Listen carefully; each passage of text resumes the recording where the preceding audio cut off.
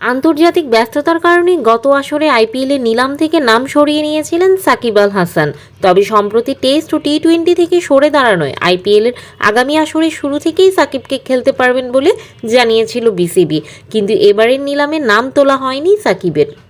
রোববার 24শে November Saudi আরবের দ্বিতীয় বৃহত্তর শহর জেদ্দায় অনুষ্ঠিত হয়েছে এবারের মেগা নিলাম।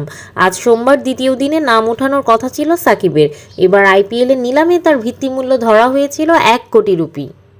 নিলামের তালিকায় সাকিবের নম্বর 439 হওয়ায় দীর্ঘ সময়ও অপেক্ষা করেছিল তার ভক্তরা, কিন্তু শেষ পর্যন্ত হতাশ হয়েছে তারা। দলগুলোর কাছে সেটা জানা তো দূরের কথা, বিশ্বসেরা এই অলরাউন্ডারের নাম্বার আসলেই তা পাশ কাটিয়ে চলে যান সঞ্চালক।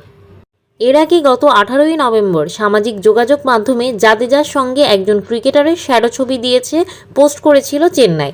ক্যাপশনে লিখেছিল জাদেজার যমজ অলরাউন্ডার কে।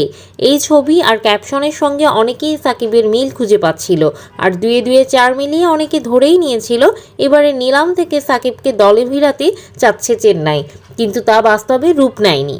সাকিবের আইপিএল ক্যারিয়ার যথেষ্ট সমৃদ্ধ। কলকাতা নাইট রাইডার্সের জার্সিতে শিরোপা জিতেছেন দুবার, অংশ নিয়েছেন মোট 8টি আসরে। টুর্নামেন্টে 71 ম্যাচে সাকিবের রান 793, উইকেট 63টি। সর্বশেষ 2023 সালের আইপিএলে দল পেয়েছিলেন সাকিব। সেবার তাকে দলে নিয়েছিল কলকাতা নাইট রাইডার্স, কিন্তু আন্তর্জাতিক ব্যস্ততার কারণে মাঠে নামতে পারেননি তিনি। তাই সেবার নিজে থেকেই সরে দাঁড়িয়েছিলেন। তার বদলি হিসেবে কলকাতার দলে নিয়েছিলেন জেসন রয়কে।